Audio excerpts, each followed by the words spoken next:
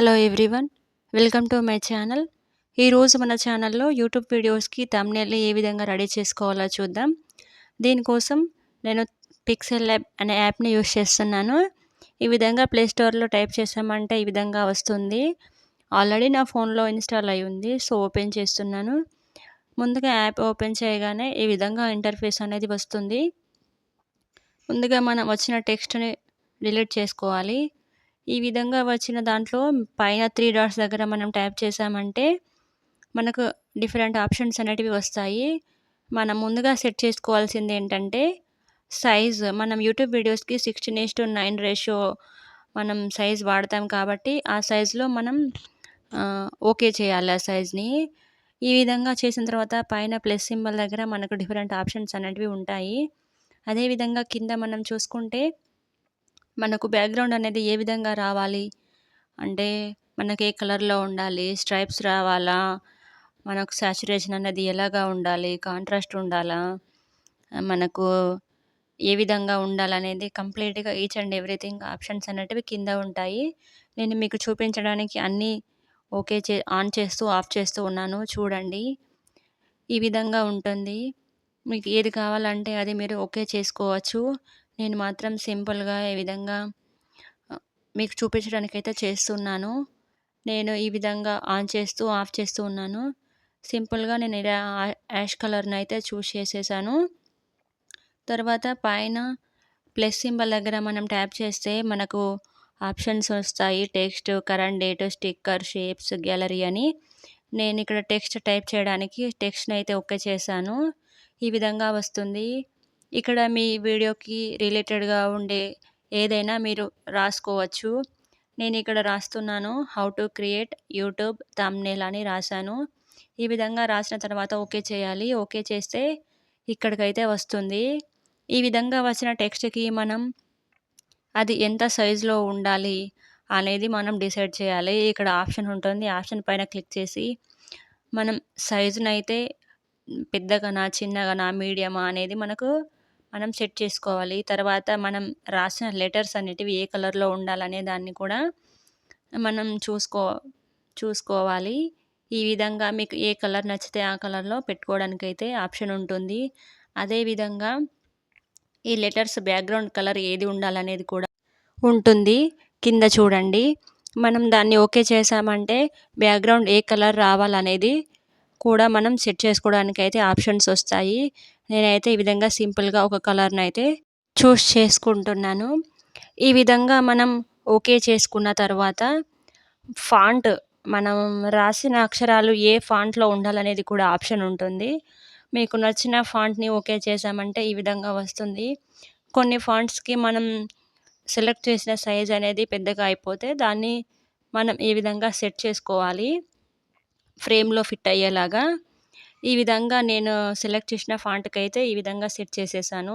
అంతేకాకుండా మనం రాసిన టెక్స్ట్ అనేది ఏ అలైన్‌మెంట్‌లో ఉండాలనేది కూడా ఆప్షన్ ఉంటుంది. ఇంకా మళ్ళీ పైన ప్లస్ గుర్తు దగ్గర ట్యాప్ చేశామంటే అక్కడ మనకు షేప్స్ అనేటివి ఉంటాయి. ఈ విధంగా వచ్చిన దాని మీద ట్యాప్ చేస్తే మనకు డిఫరెంట్ షేప్స్ అనేటివి వస్తాయి.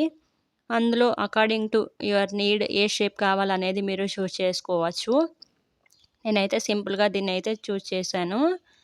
ఈ విధంగా చేసుకున్న దానిలో మీరేదైనా పిక్ అయినా పెట్టొచ్చు, లేదా ఏదైనా ఇన్ఫర్మేషన్ అయినా రాయొచ్చు. అది ఎంత సైజులో ఉండాలనేది కూడా మనం పెట్టుకోవడానికి ఉంటుంది. నేనైతే సింపుల్‌గా టెక్స్ట్ రాయడానికైతే టెక్స్ట్ ఓకే చేశాను. ఈ విధంగా రాస్తున్నాను. నేనిక్కడ టెక్స్ట్‌ని తెలుగులో రాస్తున్నాను. మీరు తెలుగు అయినా, ఇంగ్లీష్ అయినా, అదర్ లాంగ్వేజెస్ ఏదైనా కూడా మీరు రాసుకోవచ్చు. అది కూడా ముందుగానే మీరు కీబోర్డ్‌లో మీ లాంగ్వేజెస్‌కి పర్మిషన్ ఇచ్చి ఉండాలి. అప్పుడు మాత్రమే ఈ విధంగా అదర్ లాంగ్వేజెస్‌లో రాసుకోవడానికైతే ఇక్కడ వీలు ఉంటుంది. సో, నేనిక్కడ తెలుగులోనైతే చిన్నగా మొబైల్ ఫోన్‌లో ఈజీగా ఏ విధంగా రెడీ చేసుకోవాలనేదని ఒక చిన్న క్యాప్షన్ లాగా రాస్తున్నాను. ఈ విధంగా మనం రాసిన తర్వాత పైన రైట్ సైడ్‌లో ఓకే ఆప్షన్ ఉంది కదా! దాన్ని ఓకే చేశామంటే డైరెక్ట్‌గా ఈ ఇన్ఫర్మేషన్ అంతా మనకు అక్కడ ఫ్రేమ్‌లోకైతే వస్తుంది. ఈ విధంగా వచ్చిన దానికి మనం కలర్ అనేది సెలెక్ట్ చేసుకోవాలి. నేనిక్కడ దాన్ని బ్లాక్ కలర్‌లోకి మార్చేశాను. నేను చూజ్ చేసుకున్న షేప్ అనేది చిన్నగా అయిపోయింది కాబట్టి దాన్ని నేను పెద్దగా చేస్తున్నాను. ఈ విధంగా చేసిన దాని మీద ఇందాక టైప్ చేసిన మనం ఆ సెంటెన్స్ని అయితే తీసుకెళ్ళి పేస్ట్ చేసేసాను. తర్వాత పైన ప్లస్ గుర్తు దగ్గర ట్యాప్ చేసామంటే మనకు స్టిక్కర్స్ వస్తాయి, అలాగే ఇమోజెస్ కూడా వస్తాయి. అకార్డింగ్ టు యువర్ నీడ్ మీకు ఏది కావాలంటే అది చూస్ చేసుకోవచ్చు. అలాగే పైన ప్లస్ గుర్తు దగ్గర ట్యాప్ చేస్తే గ్యాలరీ అనే ఆప్షన్ కూడా వస్తుంది. అక్కడ నుంచి మీరు పిక్స్ని ఇక్కడ తీసుకొచ్చి పెట్టచ్చు. అలాగే పిక్స్ని క్రాప్ చేసుకోవడానికి, డిజైన్ చేసుకోవడానికి కూడా ఆప్షన్స్ అయితే వస్తాయి. ఇక్కడ నేను పిక్స్ ఏమీ పెట్టట్లేదు. ఇక్కడ స్టిక్కర్స్ నుంచి అయితే ఒక 100 అనే స్టిక్కర్ని మాత్రం తీసుకొచ్చి ఇక్కడ పెడుతున్నాను. ఈ విధంగా పెట్టేసామంటే ఇంకా అంతే వస్తుంది.